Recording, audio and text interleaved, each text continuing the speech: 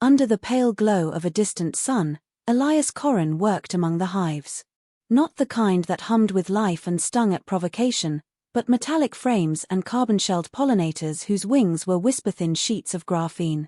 They floated between the rows of alien vine crop, their bodies flashing with coded signals, each one following his precise programming. He moved with the slow economy of a man who no longer lived by the clock, his hands sure, his gaze always sweeping the perimeter as though expecting trouble even here, on a remote orbital farm no pirate or scavenger bothered to chart. The scent of ionized air drifted through the greenhouse as a drone returned to its charging dock. Elias bent to inspect a cracked sensor, noting the pattern of wear without comment. Once, his work had involved reading patterns in the gait of strangers, in the pauses between breaths, in the way the wind shifted over an alley before gunfire. Now he read them in machine telemetry. The habit of vigilance had not dulled. From the ridge of glass-paneled wall, the stars were distant and dim, their light refracted by the station's atmospheric filter. Elias preferred it that way. The galaxy could stay small. Out there were debts unpaid, faces gone, 1,000 shadows that whispered his old name B like it was a curse or a prayer. Here, the only voices were the soft clicks of mechanical wings. The comm tower's alert chime broke the quiet. It was not on a scheduled maintenance cycle, nor did it broadcast the lazy packet beeps of routine orbital traffic. This was a direct approach ping, encrypted and old-fashioned. He straightened, his pulse shifting in a way he hadn't felt in years. The drones continued their work, oblivious, but Elias was already striding to the control panel. A shuttle was on final descent toward his dock. No registry tag. Its hull configuration was foreign, heavy plating, sloped edges that spoke of combat craft, not agricultural shipping. He considered locking the berth and letting it drift, but that would only make them circle until they found another way in. Better to meet whatever was coming on his own ground. The bay's hatch cycled open with a slow exhale of hydraulics. Heat rolled in from the shuttle's engines, along with the sharp scent of alien alloys. The figure that stepped through filled the space with the kind of presence that didn't need a weapon to be dangerous. Taller than a man, armored in segmented plates that caught the dock's light, his 4 eyes, 2 forward, 2 set high on the temples, watched Elias with a predator's patience. "Elias Corrin," the alien said. His voice carried the weight of command, each word clipped but careful, as if speaking an unfamiliar dialect. "That depends who's asking," Elias replied, tone flat, shoulders loose but ready. "Commander Vrax. I carry a message from Silas Trent." The name landed like a stone in still water. Silas had been more than a handler, he had been the anchor when the Black Ops life threatened to strip away what little conscience Elias kept. If Silas had sent someone like this, it was not for nostalgia. Vrax extended a small device, its surface shimmering with encoded light. The image that bloomed above it was grainy but unmistakable. Silas's face was older, marked by lines of strain, his voice carrying a low urgency. "B, if you're hearing this, I don't have time to ease you into it. Captain Marek is moving on the galactic comm grid. If he takes it offline, every allied system is blind, deaf, and easy prey. His swarm tech is unlike anything we've faced: AI drones, quantum-linked, no delay in coordination. We've found one weakness: they can't predict you. We need you back." The message cut before Elias could process the full weight of it. Vrax's gaze remained steady, as if measuring the man in front of him against the legend in the file. "I'm done," Elias said finally. "Whatever war this is, it's not mine." Vrax's lower eyes narrowed. Marek has already begun his dismantling. 3 cycles ago, his drones leveled a settlement on Helix 4. Humans. The alien produced another feed, this one raw, unedited. Elias watched in silence as it played, the flash of energy weapons, structures collapsing under strafing fire, people running in disorganized panic. A child's cry cut through the static before the frame washed in white light. His jaw tightened. He could hear the familiar rhythm of his own heartbeat in his ears, that old edge sharpening inside him. He didn't agree immediately. He simply turned, walked back into the greenhouse, and keyed open a panel in the floor. Beneath, wrapped in sealed polymer, was a compact black case. He laid it on the workbench and released the locks. Inside lay a modular combat rig, matte armor plates that seemed to drink in the light, a collapsible rifle with 2 spare barrels, and a Neuralink visor that could paint a battlefield in layers of tactical overlays. His fingers lingered on the visor's smooth edge. It was not nostalgia was for things worth missing. This was recognition. Tools made for him, for the kind of work no one else could finish. "You'll have transport ready," he said without looking at Vrax. "It waits in orbit," the commander replied. Elias closed the case, the weight of it balanced and familiar in his grip. For years he had told himself he was finished, that a man could step away from the swarm and live quietly. But the truth was simple: the hive never stopped building, and sometimes the only way to keep it from overrunning everything was to burn it from the inside.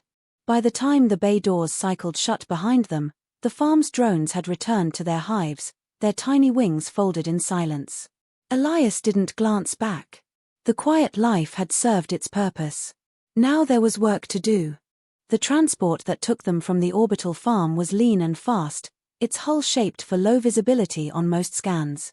Elias sat in the narrow crew bay opposite Vrax, the hum of the drive a steady undertone to the tension between them.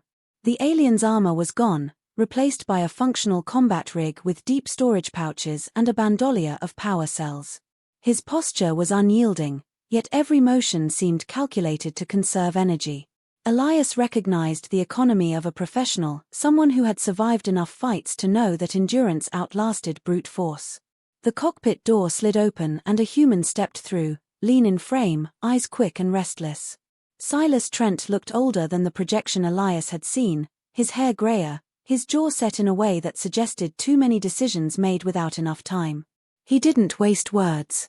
"We don't have the full picture on Marek's swarm. Our intel says the drones are autonomous until they sync to a central command node. Once that happens, they move like a single organism, fast, ruthless, no hesitation." His gaze held Elias's. "They don't make mistakes. Except when you're involved." Elias folded his arms. "That's a flattering myth. I'm not magic. I just don't fight by their rules. That's exactly why we need you." Silas keyed the bay's hollow projector. A schematic flickered to life, the jagged outline of a massive orbital structure surrounded by orbiting defense clusters. "This is Drone Hub Theta, one of Marek's forward control points. If we can pull the core protocols from its data vault, we might find a way to disrupt the swarm's coordination." The image shifted, showing corridors lined with automated turrets, patrol drones in constant motion. Elias studied the patterns. "Security's tight enough to choke a fleet. And you're sure it's not a decoy?" Silas hesitated. "No. But if it is, it's worth the risk. It's the only shot we have before Marek goes for the comm grid directly." Vrax's voice cut in, deep and even. "We have limited strike personnel. You will lead the infiltration team. My soldiers will provide perimeter suppression while you breach the vault." Elias didn't miss the subtle weight on the word lead. Vrax might follow the plan, but he would be watching closely, measuring whether a human could deliver. Training began within the hour. The transport's lower deck had been reconfigured into a compact simulation arena, its walls lined with holographic emitters and kinetic feedback projectors. Vrax ran the drills with a precision that bordered on obsessive, forcing the team through countless breach-and-clear scenarios, each with shifting objectives. Elias quickly realized the alien soldiers fought like the machines they opposed, precise, predictable, each movement executed exactly as rehearsed. It was effective against most threats, but it also meant an enemy AI could anticipate their moves. When Elias's turn came, he tore up the pattern entirely. He sent one unit on an apparent flanking route, only to redirect them mid-course through a maintenance conduit the simulation barely registered as viable. He triggered false breaches to draw defenders out of position, then advanced alone into the choke point before the system could recalculate. By the end of the exercise, the team was inside the vault while half the defenders still scrambled toward the wrong sector.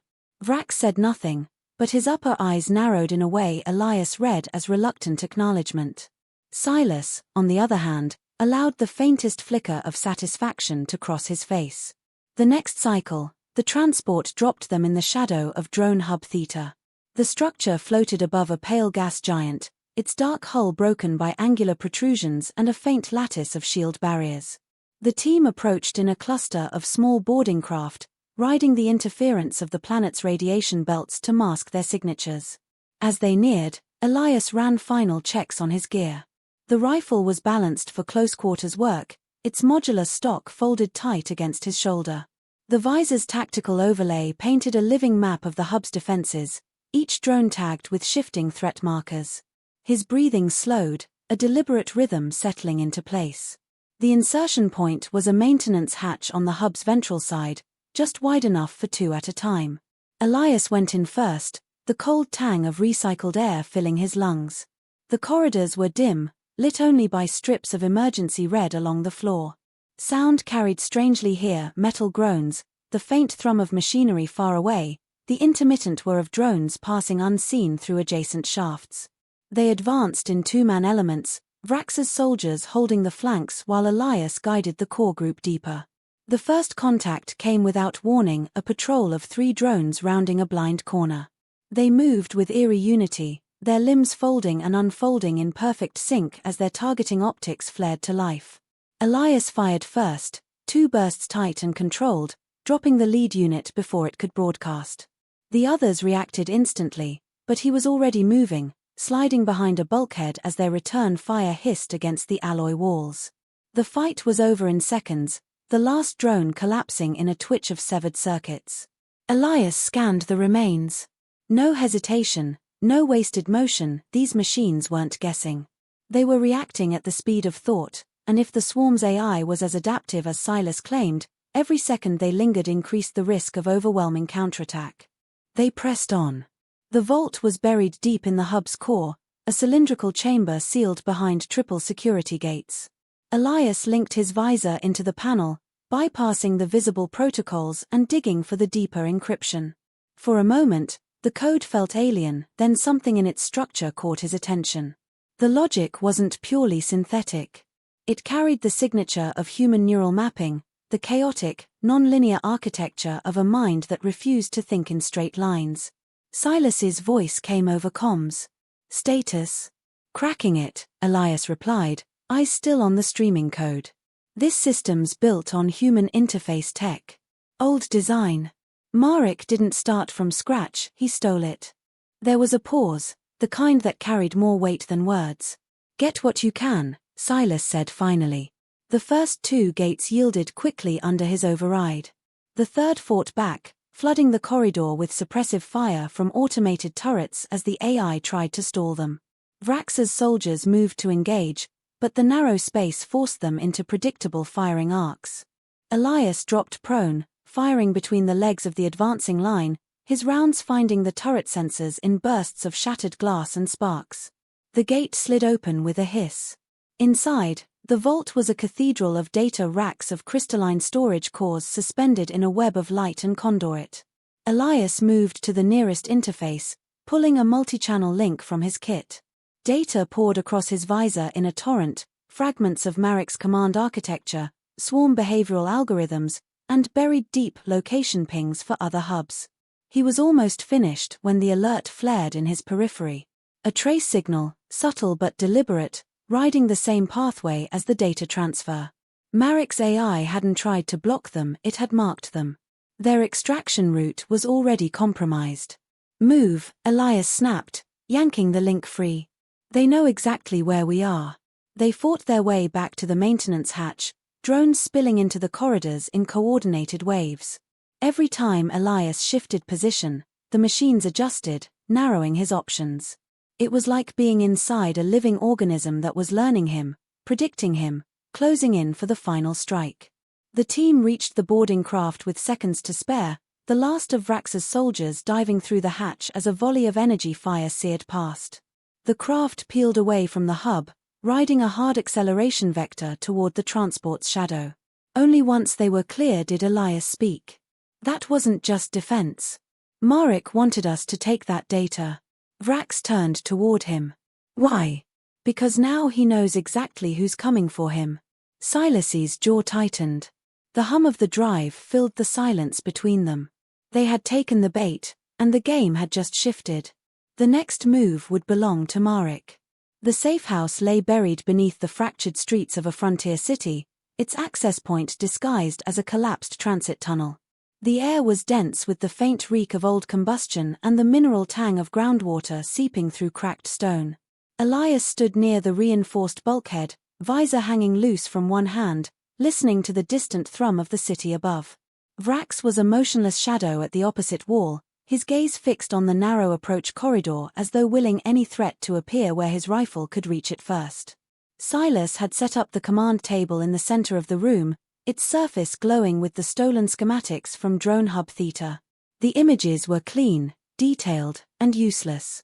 Every path into Marek's central network had been stripped of access or rerouted into recursive traps. The bait theory was no longer just suspicion, it was fact. Elias studied the patterns in the code they had pulled, tracing the architecture of the swarm's coordination. Marek's AI didn't behave like a single mind. It was a layered hive, each stratum capable of independent action but all converging under a central directive when it mattered. There were traces in the data that made his chest tighten, neural mapping sequences lifted almost intact from operations he had been part of years ago. The thought landed heavy. His past wasn't just catching up, it had been weaponized. The bulkhead alarm pulsed a warning tone, low and insistent. Vrax was already moving, signaling for the lights to cut. Darkness dropped over the room except for the pale glow of the command table, now reduced to a single defensive map. The first impact shook the wall like a hammer on a drumhead. Dust sifted down from the ceiling. The second strike tore through the outer plating, and the corridor beyond filled with the insectile forms of Marek's drones. They came in low and fast, their limbs a blur of polished alloy and jointed spikes. Elias brought his rifle up, aiming through the stutter of muzzle flashes as the room erupted into controlled chaos. Vrax's precision fire dropped drones in measured bursts, each shot deliberate, but for every unit that fell, 2 more pressed forward. The machines adapted to the choke point, shifting their formation, sending one unit high across the wall while another drove low through the breach. Silas barked for the evacuation route, but the side tunnel was already under assault, flashes of light marking the drone advance from both ends. The civilians in the far alcove pressed themselves into the shadows, faces pale and still, the hum of their fear loud in Elias's mind. He broke from cover, switching to close-quarters bursts as he moved toward the nearest cluster of civilians. Each shot was a punctuation, his momentum carrying him through the line before the AI could lock him in its predictive models. He herded them toward the emergency hatch, Vrax's fire providing a narrow window to move. A drone leapt for him, limbs outstretched, optics flaring with targeting light. He sidestepped, dragging the barrel of his rifle across its sensor array in a burst that left it blind and thrashing.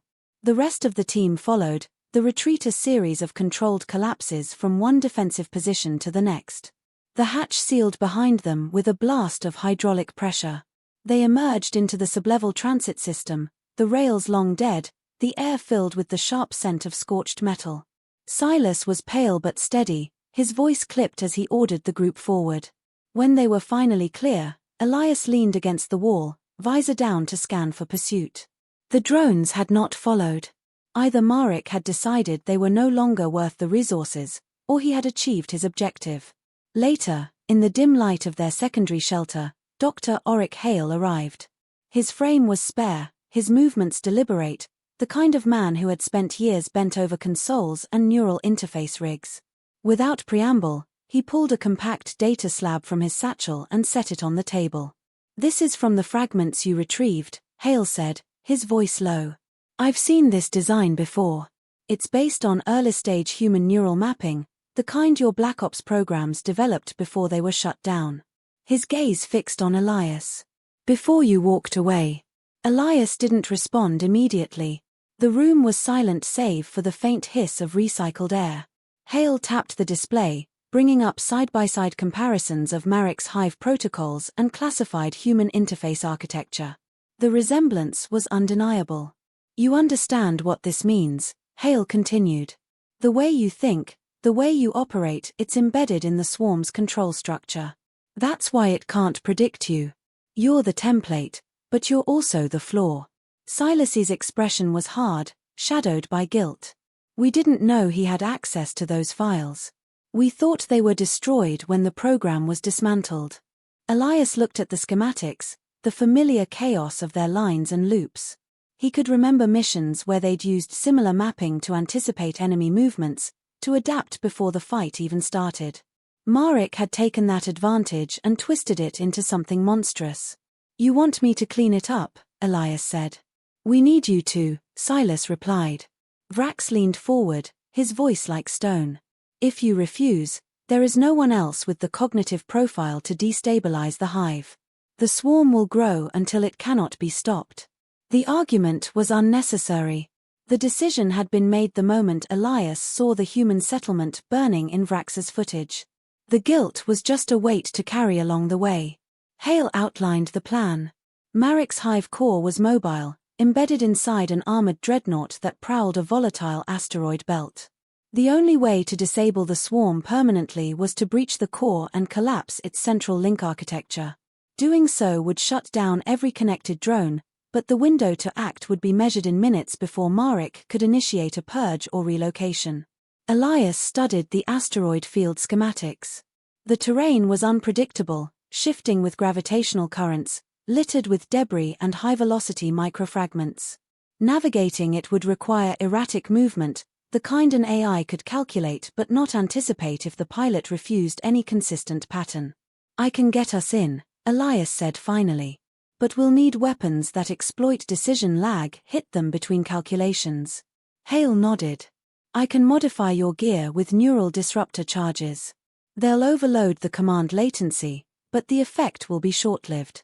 The conversation ended without ceremony. There was no need for speeches. Each man in the room knew the cost of what they were planning, and none were under the illusion that survival was a guarantee. Hours later, as the team moved toward the transport bay, Elias felt the familiar tightening in his chest that came before a mission like this. It wasn't fear, not exactly. It was the recognition of edges, of every point where the plan could fail, and the awareness that sometimes the only way through was to keep moving until there was no more ground to cover. The hive core was waiting, and with it, the end of whatever game Marek thought he was playing. The swarm had learned from him once. Now it was time to teach it how a human ended things. The dreadnought emerged from the asteroid shadows like a predator rising from deep water, its hull a jagged mass of black alloy streaked with faint energy currents.